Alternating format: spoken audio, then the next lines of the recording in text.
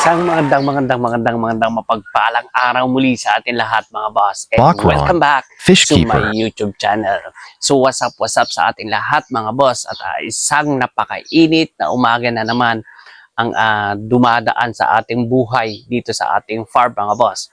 So ipapasilip ko lang sa inyo mga boss yung gagawin natin ngayon at magbibigay tayo ng update dito sa ating mga alagang mga isda. Kasi sa sobrang init ng panahon dito sa Pilipinas ay marami. Dito sa aking farm, sobrang dami ng namamatay na alaga nating mga isda mga boss.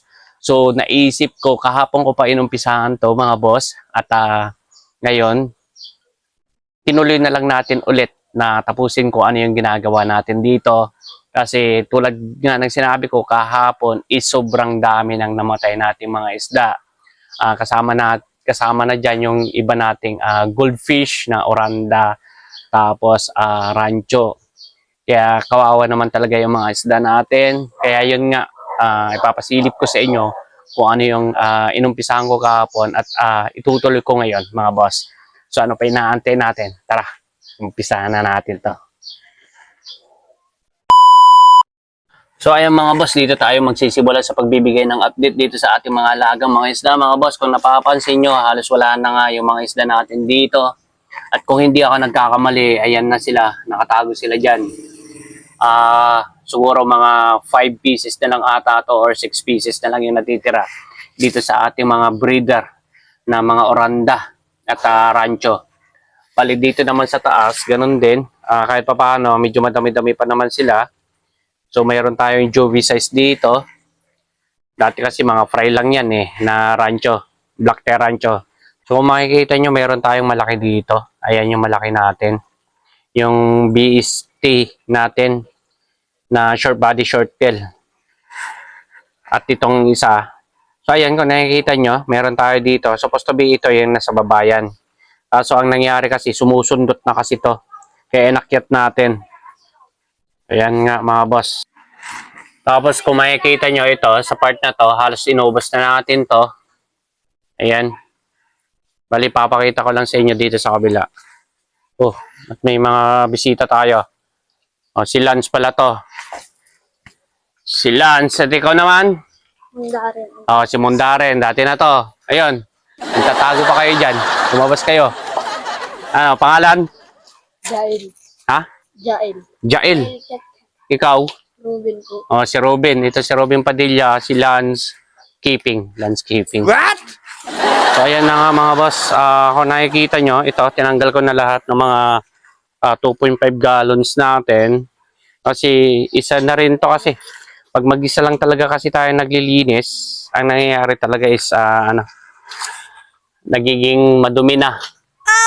So, ang naisip ko na lang kasi dito, yun nga, kasi yun naman talaga yung pinakaplano ko talaga na lahat ng mga isda natin dito na nakalagay dito sa 2.5 gallons dito sa rack natin is ita-transfer natin. So, ang ginagawa ko kahapon, sinumalang ko na to kahapon. Kita nyo yan.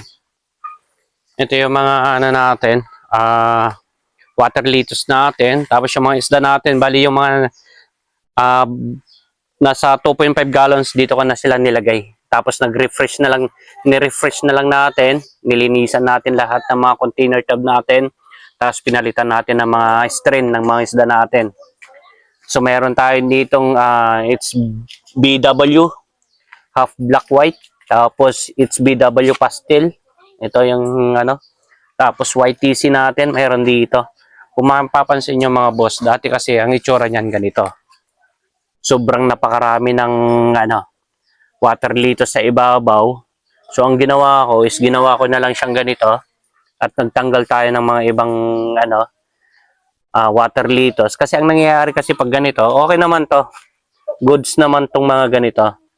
Kasi malaki talaga yung naitutulong niya para ma-prevent yung init ng panahon. Kaso yun nga lang kasi pag may namamatay, hindi natin napapansin kaagad.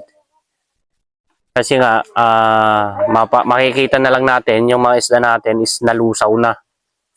Unlike dito sa ganitong setup na maluwang siya, makikita natin kaagad kung may mga namamatay tayong mga isda. Katulad nito, yung tinanggalan ko na dito, ayan, inimti ko siya at meron tayong mga nakita mga namatay na isda. So ayan. Tapos ito yung napansin ko kahapon na maraming namatay yung mga danyos natin, halos wala na ata natira. Parang isa-isa na lang ata. Isang pink danyo saka yellow danyo. Hindi ko pa naman nakikita ng buo, pero ito nga, tinitignan ko nung nagtanggal ako ng mga isdang namatay is parang isa-isa na lang ata yung nakita ko.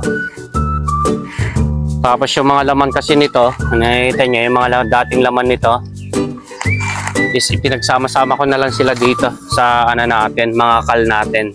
So bali ito yung mga kal natin, ginawa na natin mga chops. So lahat ng mga kals nandito. So naging chops na po yung mga yan. Tapos update lang tayo dito sa ating ito, ayan.